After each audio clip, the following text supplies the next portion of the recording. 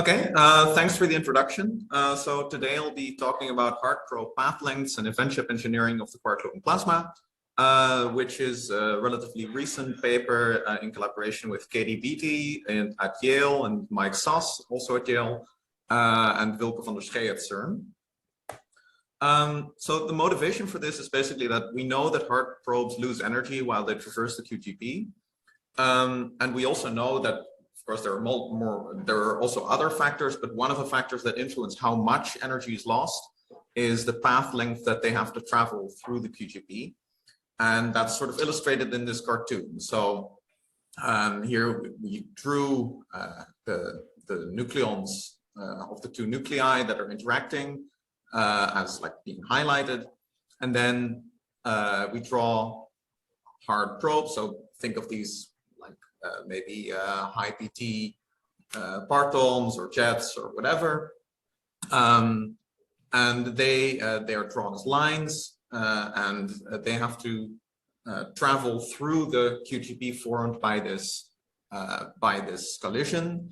But say we start here, for instance, then if you travel in this direction, the path traveled is less long than if you travel in this direction, for instance. And basically, the goal of this project was to make this cartoon a little bit more quantitative while still keeping things simple. First, let me do the traditional advertising slide. So for this, we use Trajectum, which is a relatively new heavy ion code that was originally developed in Utrecht. And now it's MIT and CERN mostly.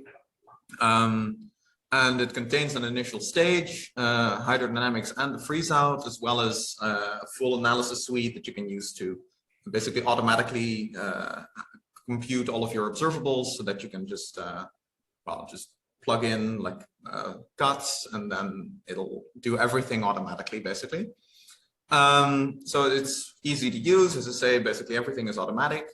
And example parameter files are distributed alongside the code. So for each paper, we just put the parameter files there so that you can in principle just run those and reproduce the exact data of the paper. It's also fast and it's fully parallelized, so you can very easily just put it on a cluster and run 1,000 different jobs and then pull the results back together and analyze them together. And it is also publicly available, so you can just go to my Google Sites and download the code, basically. So since we'll be using a model, it's of course very important that this model has a lot of parameters, as he said in the last talk.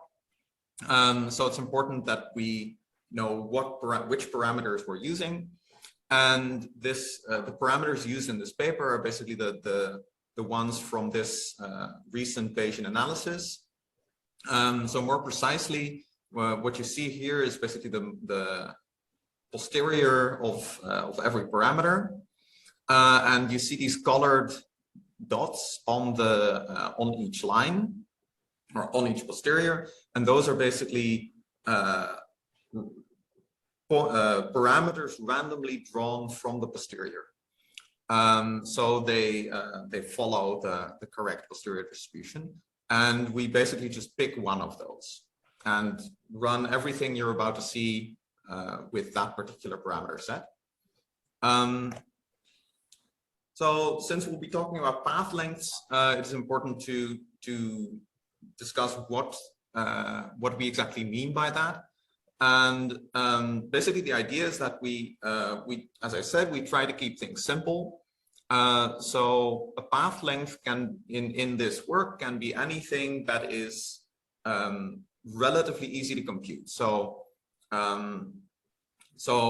this can simply be a distance, but it can also be an integral along a distance. But for example, and then you can think of that integral as approximating the energy or being sort of proportional to the energy lost by a probe along that path. But for example, we don't allow the path to curve or to change direction or anything. So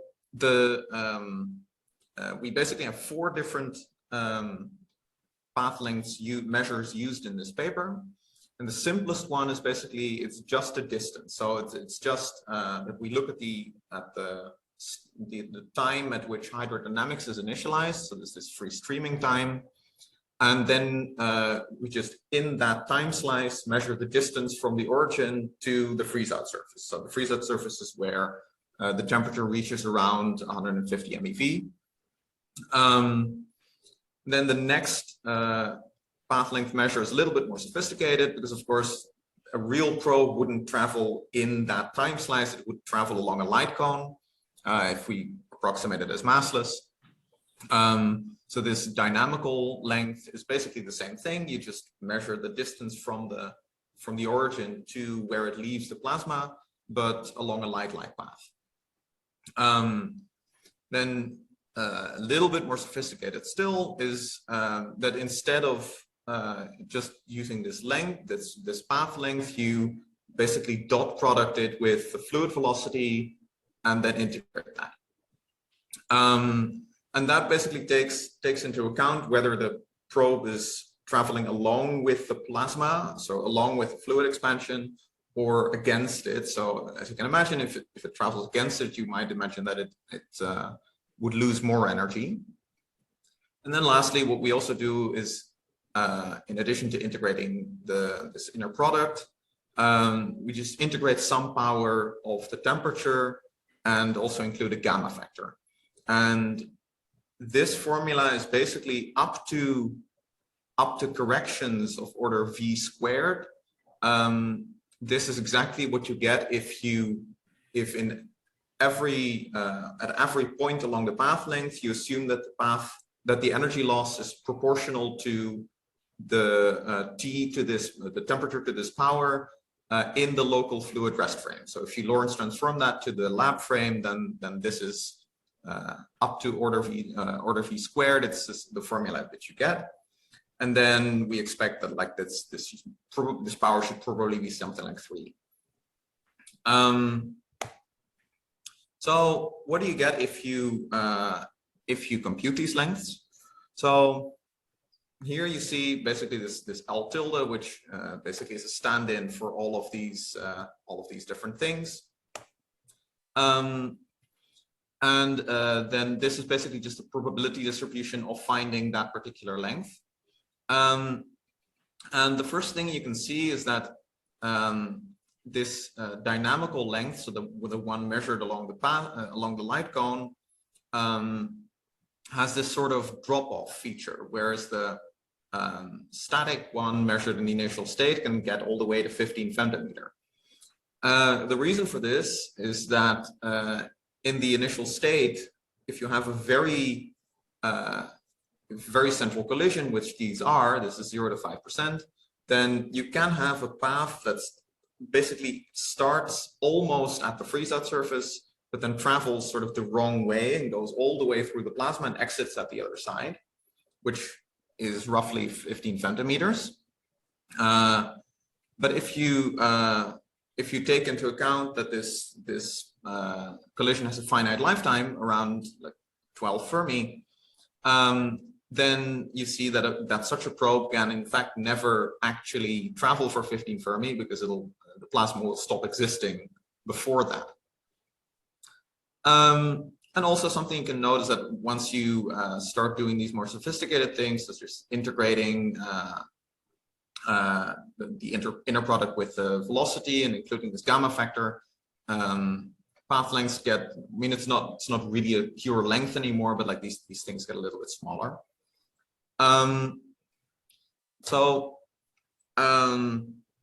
And here basically we show just the centrality dependence of the average path length. So now for each of these guys, we take just the average and plot it as a function of centrality.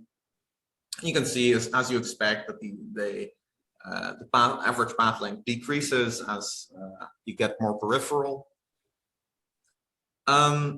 So next, what we basically want to do is use these sort of simple measures of path length, which we hope are sort of proxies for the energy loss, to to see how you might tease this out of experimental data. And so there's two things we're going to look at: this event chip engineering and event plane selection. So let's first look at event chip engineering. So I'll bring back the cartoon, and what is basically plotted here that you might not have noticed the first time is that these two different collisions actually have a very different eccentricity. So this one is not very elliptical. It's only epsilon2 is only like 7%, but the second one has epsilon2 equal to 29%. So that's quite a bit more eccentric, or more elliptical. And this is actually something you can measure because this is proportional to the V2 in the end. And to this, and the V2 is very similar to this Q2, which is plotted here. And so by looking at the final state particles produced, we can actually infer how elliptical the QGP was. So what I show here is basically this Qn. So this is, well, it's almost a V2. And I just show this distribution for various different cases. So here the solid is always Q2 and dashed is Q3. And then for 3 different centralities. And so just as an example, then for the Q2 for 20 to 30%, that's this green solid curve. And these shaded areas are actually the 10% lowest and the 10% highest Q2 values. And what you can then do is similar to how you do a centrality selection, where you only keep a certain centrality bin of particles. You can just say that you compute all of your averages over a certain Qn bin. So you can say, like, I'll only use the 10% most elliptical events in a centrality bin. And for this, what is a little bit important is that if you look at the average Q2, which is shown here, and then similarly for Q3, you see that there's a mild but important dependence on the centrality, so that you actually have to take very narrow centrality bins and then average over those bins. And the reason for that is that, say I was, for instance, to use a 0 to 10% bin and then ask for the 10% most elliptical events, I'm probably going to get events with a relatively high centrality because, well, the average Q2 is higher there, so you get this bias within your bin, which you don't want, because then you're basically just doing a centrality selection in disguise, and you really want this to be like a sort of orthogonal selection. So to do this correctly, you just take very narrow bins. So we take 1% wide bins and just average those into wider bins after doing the QN selection. And just to show that this indeed works and that you get reasonable results, I show here some soft observables. And there are some nice things that you can immediately see. So let's start in the middle, where every time, like, the red is not event chip engineering selected, so it's just 0 to 100% Q2. Green is the 10% lowest, and purple is the 10% highest Q2. And you indeed see that if you look at the V2, then the 10% highest Q2 have a higher V2 than the 10% lowest, and the non-selected one is somewhere in the middle. But also what is interesting is that actually V22 and V24 are both plotted. And for the red curve, so the non-selected one, you see that they are reasonably far apart. And this indicates that the underlying distribution of V2s of every event has a certain width, and that it's that this actually varies within the centrality class. But the green and purple ones are, for them, V22 and V24 are actually very close together, indicating that the V2s in that bin are much closer together, and that the width of the underlying distribution is much narrower, which is what you'd expect, because you basically took a part of the V2s and only took your average over those. So it makes sense that the width of that distribution is smaller. And then what is also nice to see is that some known correlations you can actually tease out. So, for example, if you look at the left plot, this is the mean PT, and you can see that if you are for around 0 to 50% centrality, then the high Q2 values have a larger mean PT than the low ones, which is in agreement with this row observable that's quite popular, that measures the correlation between V22 and mean PT. Where I must say that this is it's at least consistent with theoretical predictions from the same model for this row observable, but it's not compatible with data, though new results will appear about that soon. And also similarly here on the right, you can see V3, where we event shape engineer to do a selection on Q2. And there you can see that the order of green and purple is sort of reversed. So you can see that the higher Q2 is, the smaller V3 is, which is actually also in agreement with that with the fact that there's a negative correlation between V2 and V3, since the symmetric cumulant of 3 and 2 is negative. So we can see that this event shape engineering, basically it really does what we think it does. And then what happens if you apply this to path length? And basically you see that nothing changes. So if you take more elliptical events or more circular or more spherical events, you don't see on average a difference in path length. So this is basically the average path length as a function of centrality. So to tease out these path length differences, you need something else.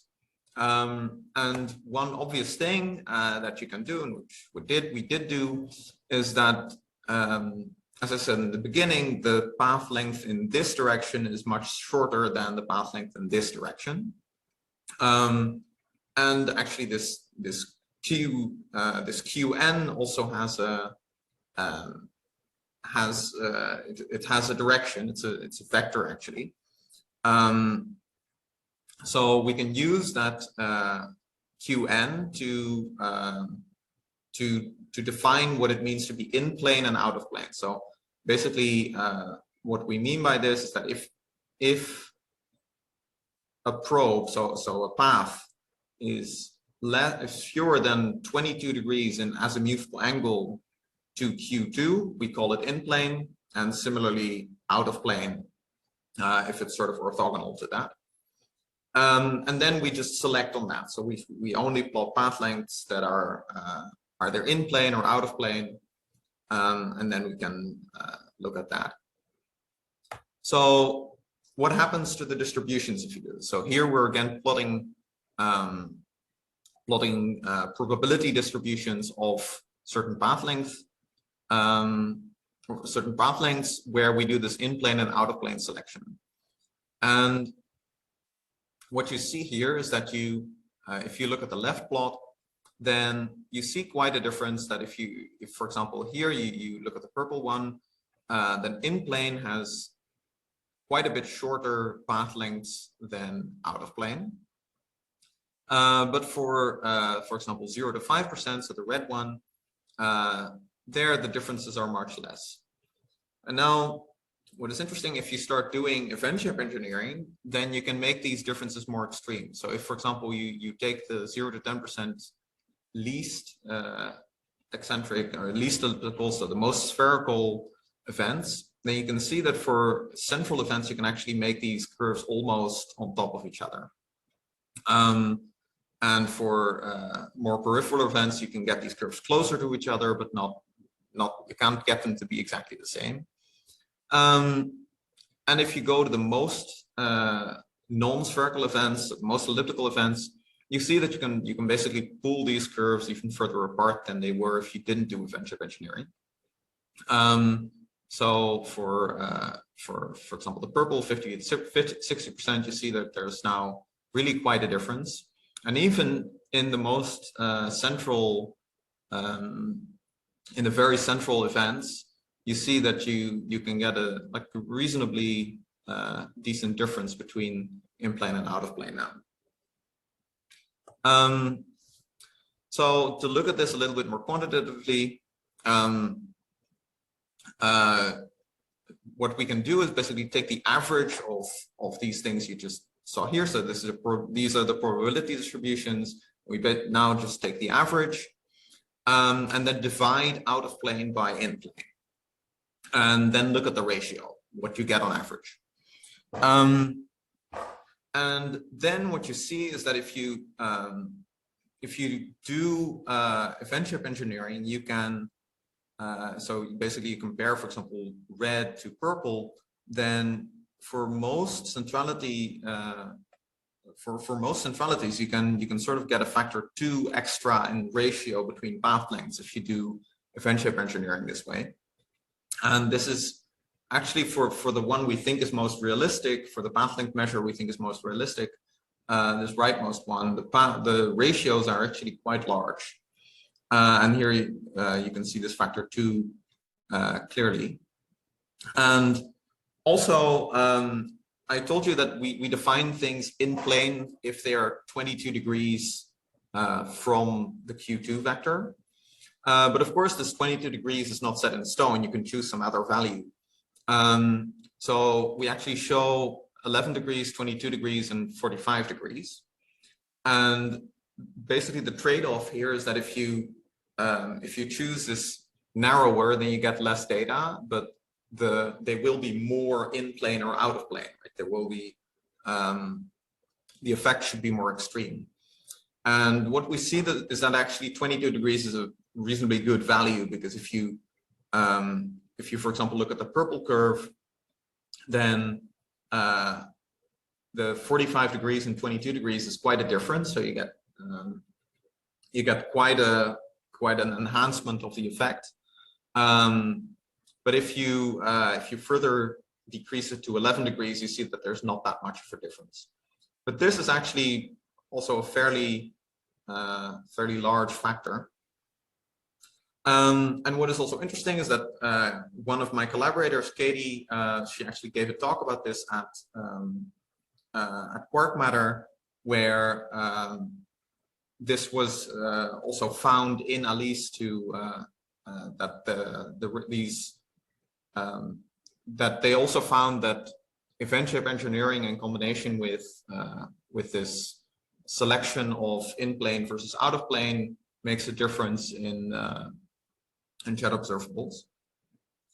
And the last thing I wanted to discuss is that we can also look at probes that are produced back to back. So basically, for every probe traveling one way, we also produce one traveling the other way. So what we show here is again a probability distribution of the path lengths traveled by such probes, where we keep track of the longest one and the shortest one. And you see that these distributions are quite far apart. But here also, if you add in event chip engineering and in plane and out of plane selection, you can make these ratios, these differences quite large. So what we plot here is basically the ratio of the shortest one over the longest one, where I can see this is a bit of abusive notation maybe. And we look at this in plane and out of plane. So in plane is solid and out of plane is dashed. And you see that there's quite a difference here. And also if you do event chip engineering, so for example, the purple one, you take the most elliptical events, then you see that you can make this difference quite large. And that you can get, if you go to, for example, 40%, you can get a difference, like you can get a ratio between the shortest and longest of around 0.4, which is quite extreme. So to conclude, what we've seen is that if you select probes that are only in plane or out of plane, then the in plane ones have a smaller average path length than the out of plane ones, as you expect. And that by playing with this limit of what you exactly call in plane and out of plane, you can make this effect quite a bit larger if you choose something like 22% or 22 degrees over 45 degrees. And then if on top of that you do event chip engineering, you can enhance this difference by about a factor of 2. And that you can also basically, the back-to-back probes, you can also use these similar techniques to get similar enhancements. But of course, one important caveat is that these are really just pure path lengths. We didn't really look at proper energy loss. So the conclusion you can draw from this are sometimes quite limited. So one important thing that we've also taken the first steps towards doing is to actually start implementing a full Parton shower inside Protectum so that we can, well, basically do this properly. And with that, I would like to end. And are there any questions?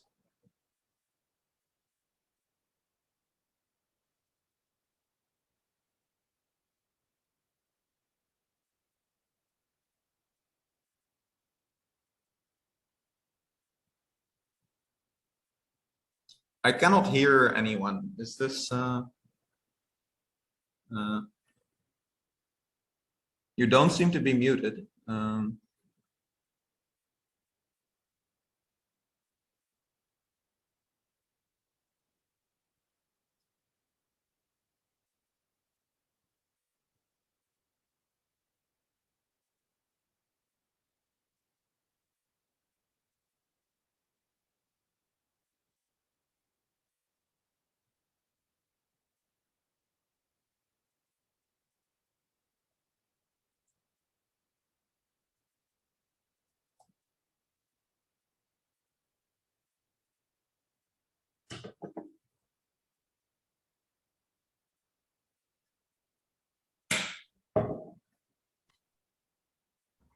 Hello, can you hear us? Now I hear someone. Yeah. Okay. Yeah, thanks. Thanks for the talk. I understood your last comment. You aren't actually implementing energy loss. Is that correct? Well, we basically put a group together and have started discussing what exactly we want to implement.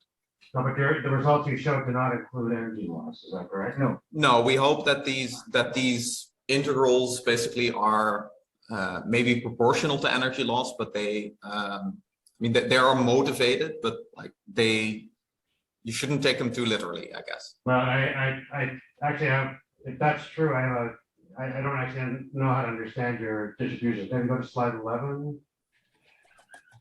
I don't know if I have numbers actually. Yeah, you were just on it. Maybe the next one. This one? That's good. That's good. Yeah. So it's sort of standard in the field to think about observables. Let's think about hadron, high-Vqe hadron, which is a leading fragment of an energetic jet. And so if you have strong jet energy loss, which eventually fragments into hadrons, the jet spectrum is falling rapidly.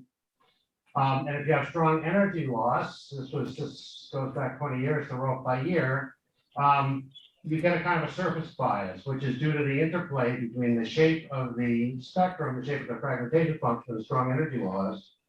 So in the limit of very strong energy loss, all you're doing is emitting from the surface. You get a very strong bias on the path lengths for the objects you observe. So you have to kind of think about it the other way around. I observe a 10 GeV or 100 GeV hadron. What is the locus of origins that produced this observable?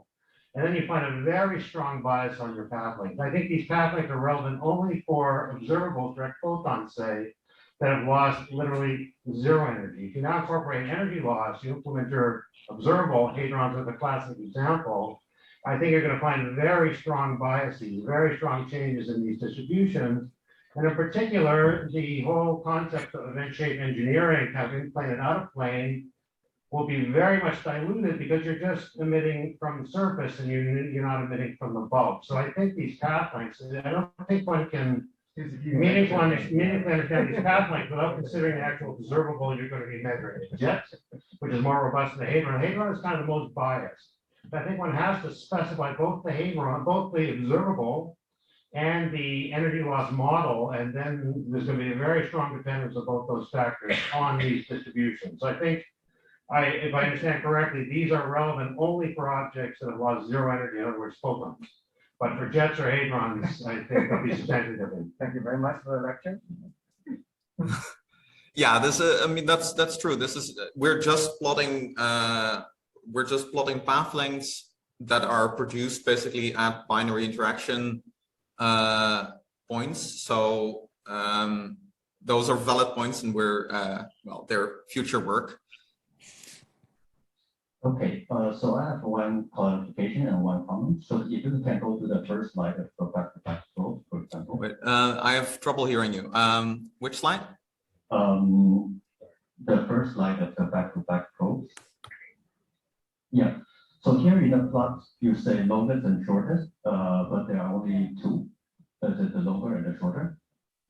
Or am I misunderstanding something? Yeah, so it's just that if you produce these probes in pairs, we just keep track of which ones are paired, and then we take the one that has the longest path length, and we just define it as the longest. Oh, okay. Okay. And the comment I have is that I think it will also be useful to look at the 2D correlation plot between the long and short, because this will tell us how good certain selection is. So if we select 20 to 30%, we can see how tight the correlation are. And that would be useful information.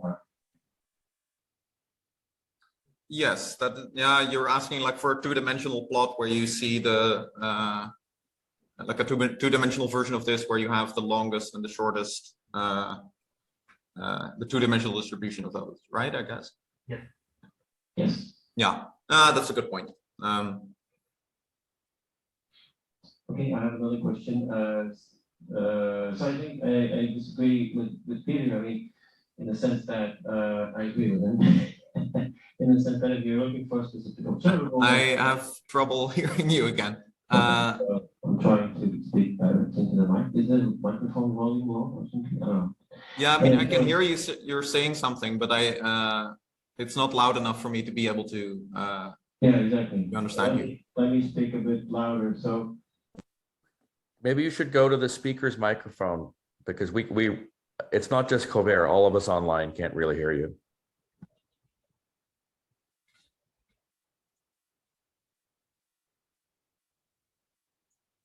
Follow?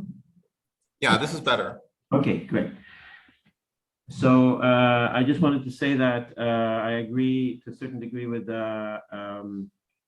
Peter's comment, but I think what you presented is a fair representation, because I mean, if you're looking for an observable specific path length dependence, then I agree with you, Peter. But what he shows is just theoretically path dependence, which you can then filter. If you believe in there is a factorization between vacuum and medium physics, you can use this distribution to calculate any observable, right? So I completely agree, but surface bias is kind of a misleading term in this sense, because it's observable specific, while this is not observable specific. But I think one thing we should keep in mind with this event shape engineering is not only that the path lengths fluctuate. For a given path length, you can have fluctuations of energy loss, and not only the fact that you have a jet that splits and does stuff, right? But you also have fluctuations in energy loss, because every time you shoot a parton through the medium will give you a different response. Sometimes you will lose a lot of energy, sometimes you will lose less. Every calculation of energy loss has a specific width to it. And so in addition to that, of course, you have the jet fluctuations, which means that sometimes they're wide and not many pronged, and sometimes they're narrow.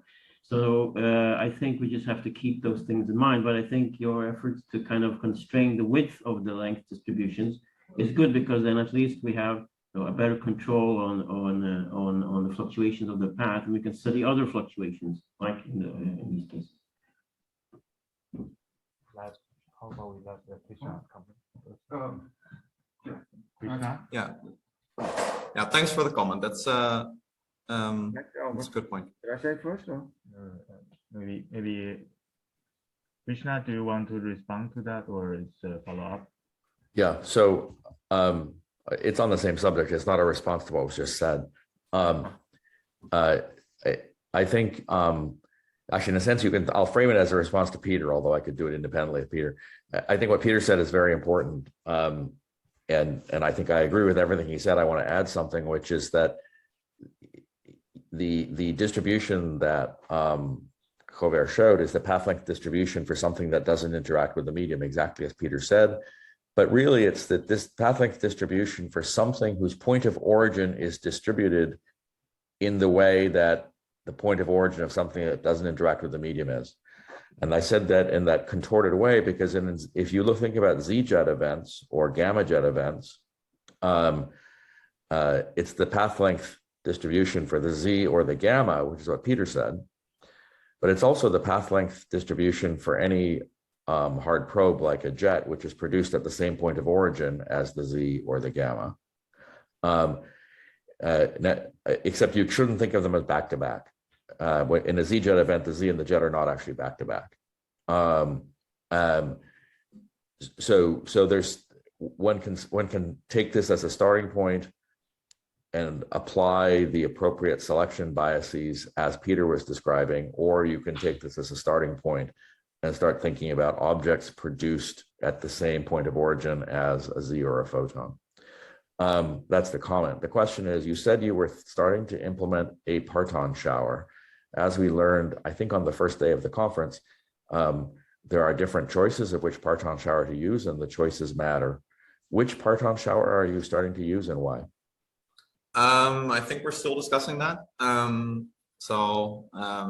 At this moment, I don't really know what exactly we will end up doing. Yeah, we just had our first meeting basically, and it's a very early stage. Yeah, this is Xinyan Wen. I think I agree with all Peter and Krishna said. I don't want to repeat it again, but I just want to point out that indeed that what you want to calculate, even the path is actually, you have to, it depends on what kind of observable you are looking at, whether it's a dijet or a single hadron or it's gamma jet, they're all different. So, and even then, what you have calculated so far is really just obvious. And if you have bother to look into the literature, you find already there's a sophisticated calculation already. For example, for the V2, jet V2 in terms of path length, and there is even correlation between jet V2 and the bulk V2, which essentially is what your Q2 is. There is already sophisticated calculation existing in the literature already. So that's just a comment. My question is that I look into your paper, I couldn't find out whether you used the 2D, 1 plus 2D or 1 plus 3D hydro, and that sometimes matters too. Oh, this is all 2 plus 1D, so it's the same as the Bayesian analysis that we took the parameters from. Yeah, that's the problem. If you especially if you want to look at in the future the jet shower, because jet is a 3D object and 2D does not really make it. Yes, but do you also need a 3D hydro background to get it right? If you have medium response, yes. Yeah, sure. For medium response, yes, that I agree with. So yeah. I would have another question. It would be nice to see this path length distributions even below the freeze-out surface, like extending it to the hadron gas space, just to help quantify perhaps like the amount of time spent also in the hadron gas space, and help constrain the potential implications for energy loss for jets. So do you think you could look into that also below DC? We didn't look into that. It's fairly easy to do with the code, but we haven't done it. And which transport for hadron gas phase do you use? I don't know if you specify. For this, we used your QMD. Okay, cool. Thank you.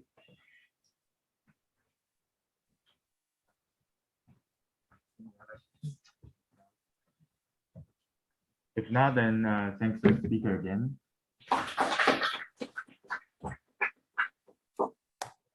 All right, so let's move on to the next talk. Will be given by Wen Yang, quantum simulation of jet quenching. To share the screen again.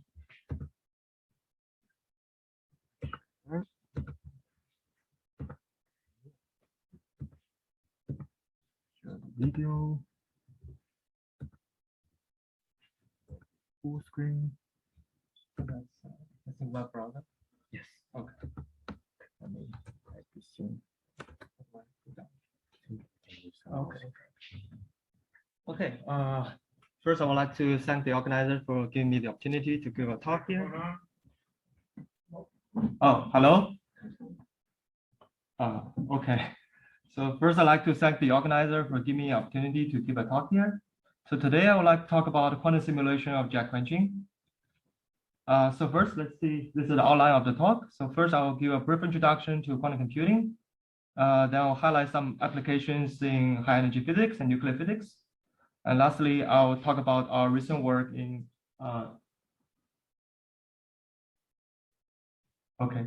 jet quenching. Okay, let's continue. This is a brief introduction to quantum computing. So on the one hand, we have these classical computers that we know. So the lowest bit of information is classical bit, 0 or 1. Then we have the classical gates. So they are logic gates that we're familiar with. It has this deterministic nature. So you can think about this as a switch like I put it here. On the other hand, we have those quantum computers that are just being developed.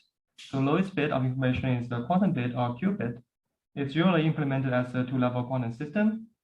And quantum gates are inherently unitary operators. And because, as we know from quantum mechanics, they have this special feature that has superposition and entanglement. And the states only collapse when measured. So a single qubit can be represented as a block sphere, as I draw here. We have rapid development in quantum computing in the past 40 years since Richard Feynman proposed quantum computer in 1981. So we developed Toffoli gate in 1980s, which allow us to simulate any classical computation. Now we have the Schwarz algorithm, as we know, for factoring large numbers. And more recently, we have developed a variational quantum eigensolver. And then a lot of applications in many fields have come afterwards. So currently, we're still in an age of noisy intermediate scale quanta, or NISQ, where qubits and quantum operations are substantially imperfect. Nonetheless, there are a lot of hardware being developed by big corporations like Google, IBM, and many platforms such as Qiskit are being developed for developing quantum algorithm tools. And recently, this white paper, which highlights the need for quantum simulation for high energy physics. And why are we inherently interested in quantum computing? So as Richard Feynman points out, this is probably his most favorite quote. Nature isn't classical. So if you want to make a simulation of nature, you better make it quantum mechanical. So as he points out, many problems are inherently quantum mechanical. And secondly, there's a vast amount of information can be coded in a many qubit state, which is impossible to compete on a classical computer. So basically, nature has this ability to do it automatically for us. And then there's a high scalability in quantum applications, as we can see in many literatures about compact encoding. And there's also a rapid progress in hardware software algorithm benchmark, particularly in the past 5 to 10 years. And then here I will talk about some applications in high energy physics and nuclear physics. So there are two main directions. One is using the so-called variational quantum eigensolver, or VQE. It's a hybrid optimization framework widely used nowadays in quantum chemistry. It has many variants. And the other is basically using the idea of quantum phase estimation, which consists of preparing, involving, Fourier transform, and measure the quantum and find the quantum state of system. And I'll highlight some recent work done by others. Oh, so before I do that, I'll briefly introduce the Vqe paradigm. So it is deeply inspired by the variational principle. So basically, you can see the green color are representing the classical computer and the pink color representing the quantum computer. So we can prepare the problem on the classic computer beforehand and map the Hamiltonian to the qubits. And on the quantum computer, essentially we have this optimization loop where in each loop we state evolve the quantum state using some unitary ansatz of our choice, and then we make measurement at the end from the common histogram. And then we send that information to the classic computer to compute the cost function. So in the case of the origin of Lambda Vqe, it's the Hamiltonian expectation value basically. And then we use some classical optimizers. So there are a lot of optimizers nowadays to optimize the batch of parameters, and we send for the next optimization. So this loop will continues until some convergence is reached, and then we are able to obtain our desired quantum state. So there's a lot of similar approach as Vqe type to this paradigm, such as using different ansatz like UCC ansatz and QAOE ansatz. It's been very successful in quantum chemistry. And with obtain the evolved state, we are able to make measurements of the observable directly or indirectly on the quantum circuit. So one particular applications, as you can see here, I highlight here is the quantum simulation of quantum field theory in the light formulation. So basically, so they were able to obtain the quantum state with the problem-inspired ansatz, and they have used direct and compact qubit encoding to make this happening on the real quantum computer from IBM. And then afterwards, they were able to compute the here is the form factor for the pion. And you could also use variants of Vqe and a hardware efficient ansatz to get the spectrum of the meson. And there's another work for using the quantum computer to compute the 1+1 number June-Lassino model and obtain the PDF in the end, Parton distribution function. And particularly like this graph is really highlighting the workflow of the Vqe. And there's also a computer for Vqe, which is called the quantum imaginary time evolution recently. And the idea is to use the approximation for the imaginary time evolution operator to approximate the real-time evolution. There's been some work also in the N+1 June-Lassino model. And on the other hand, besides studying the hadron properties, there's also another category, as I mentioned, the quantum simulation. So basically, we define the Hamiltonian and we encode the Hamiltonian into our desired basis. We prepare the state and then we evolve. In the end, we do some measurements. So that's the basic idea. So and this work is very interesting. It's the quantum simulation of open quantum system in high ion collisions. And it's able to simulate the link-light equation for hard probes in thermal baths. And also there's a, like 1 week or 2 weeks ago, there's a quantum simulation of jet quenching nuclear environment. This is a toy model demonstrating the NPL effect by including state splitting.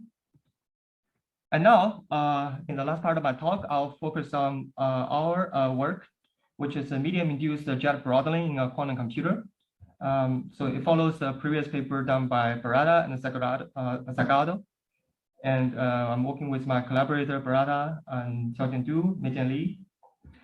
And this picture you already seen from Meijian's talk, and also this work. So we are considering a high-energy quark moving close to the light core, scattering on a dense nuclear media. So as you can see here. And the light-from Hamiltonian, after the transformation, will become as follows, when we take the quark to the massless limit. And the background field we use is the MV model. This is also already talked about. And it's a static and non-dynamical field, basically. And the correlation is achieved by using the local Gaussian distribution. And here, in this work, we're interested in a jet evolution using a quantum simulation. And this is the framework that we are doing for the quantum simulation. Essentially, there are 3 stages. One is the initial state preparation, and the second stage time evolution, and then measurements. So for the initial state preparation, so we are just starting with the momentum in the 2D momentum as being 0 and 0. So that's very simple.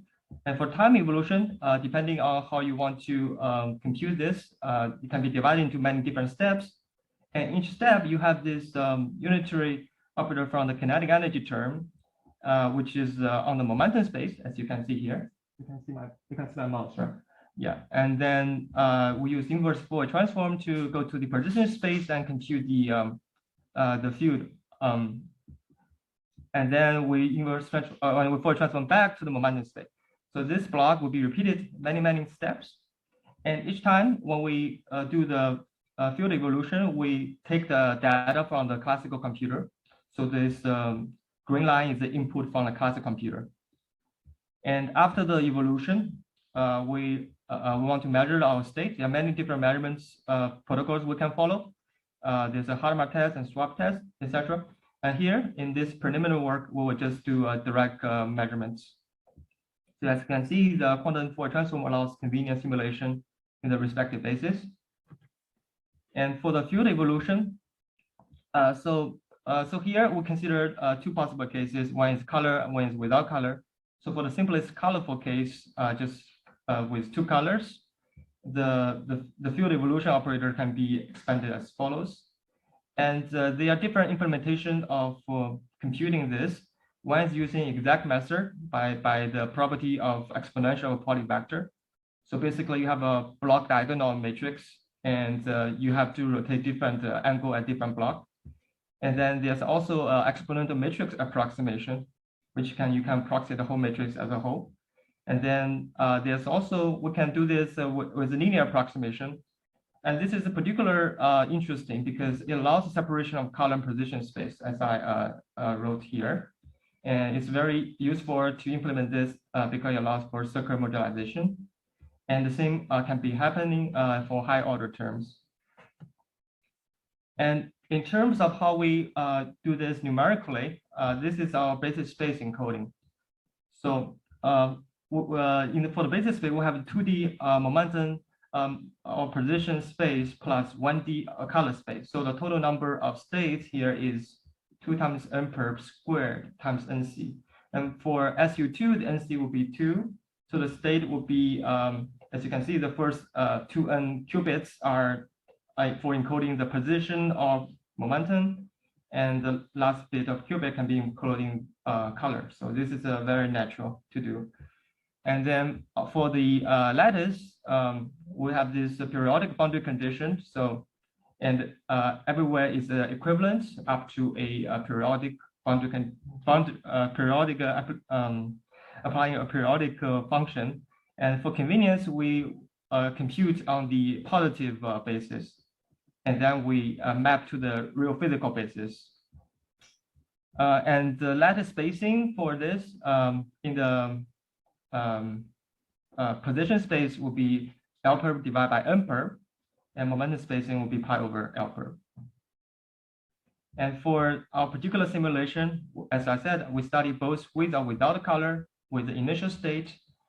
And for the simulation with color, we start with superposition of 2 colors. And this is very simple to do on quantum computer with the Hadamard gate.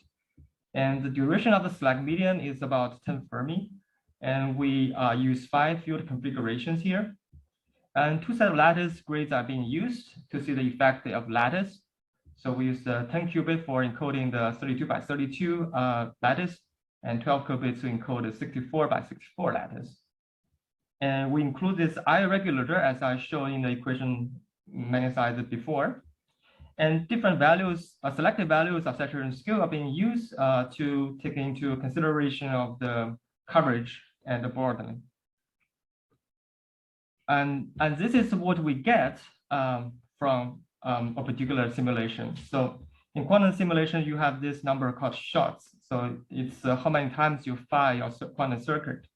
And this is particularly intriguing because it is actually a collapse of quantum states. So it's very different from what you do on for quantum mechanics.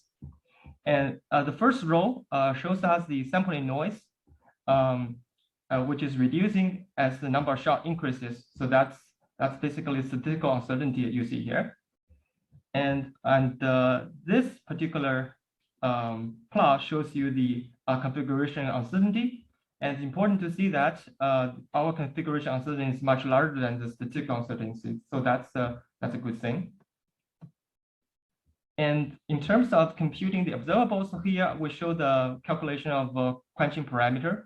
So in this slide, I show you the colorless case. On the left, it's the result of the quenching parameter's function of saturation for the small grid. On the right, it's a result for the larger grid. As you can see, in both the aconal and subaconal limit, we're able to match with the analytical result, which is known. And for the smaller grid, you see the lattice effect at the end. So that's expected. And by removing this cutoff, you can see the momentum broadly increases. So that's understood. And I also show the 2D momentum space distribution, probability distribution down below for each of the 4 points here. And in this slide, I show you the colorful case. So we consider the SU2 color here, and we show both the aconal limit and subaconal limit. And we have to use 1 more qubit to encode the color. And also Phi configuration average is being used.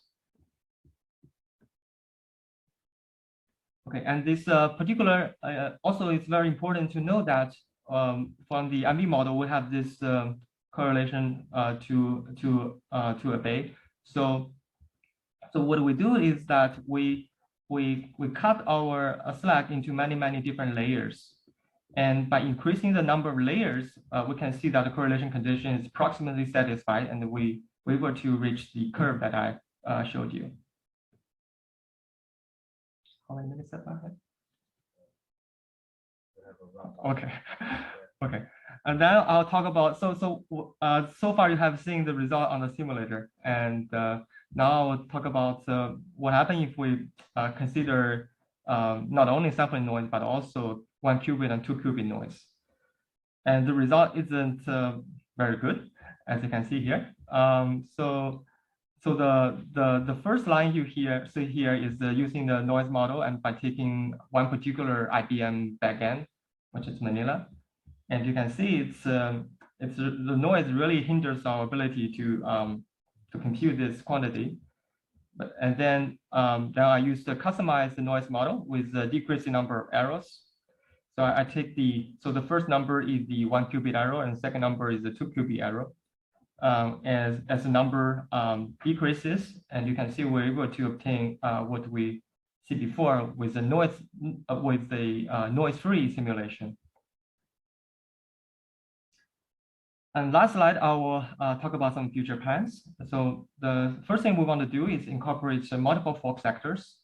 For example, we want to also consider quark and gluon sector in order to study gluon absorption and emission.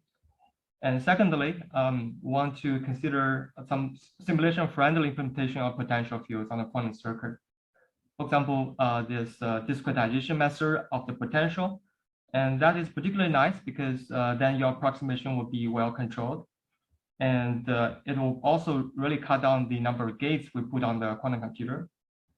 And then, of course, this model is very free from using different background fields, so we can investigate the effect of other medium and initial state as well. And there are also some technicality choice of using proximate to the quantum Fourier transform that might really help on a NISQ machine. And in the future, we'll also consider adding more color to simulate a more realistic QCD. Thank you very much.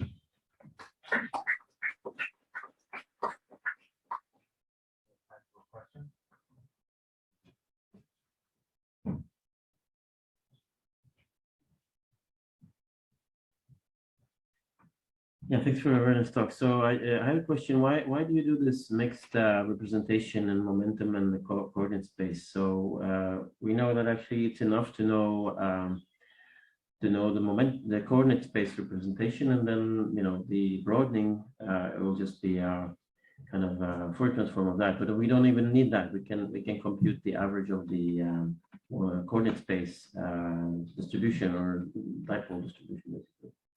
So why maybe going back and forth with these Fourier transforms cost you a lot of uncertainty noise. Essentially, for example, in the U1 case, the kinetic energy term is diagonal on the matrix, and for the U1 case, this is covering this. So this exponential of the field operator will also be diagonal in the position space. So that's convenient to do. Yeah, but you have to do the Fourier transform. Yeah, the Fourier transform is not very costly. And this is noise? In the noise, I'm not sure, but I think mostly because we want to use the optimal basis for those two operators. Yeah.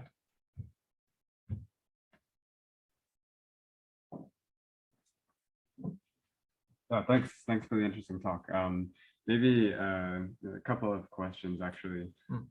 So for like the dimension of the system that you're simulating so far, how big do you think you have to go to get like realistic number of states? Like is it like how large of a matrix do you think you have to extend to before you start to get towards something? And I know there are other issues with the color and whatnot that you said, but in order to get to physically enough to get something like trustable or usable in a physical case.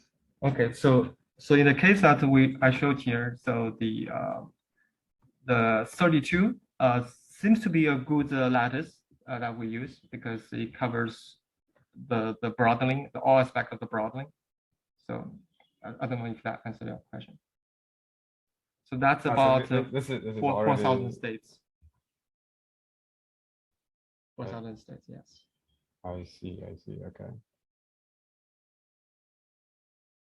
Okay, maybe a second question. Okay, I need to think about that a little more. Thanks.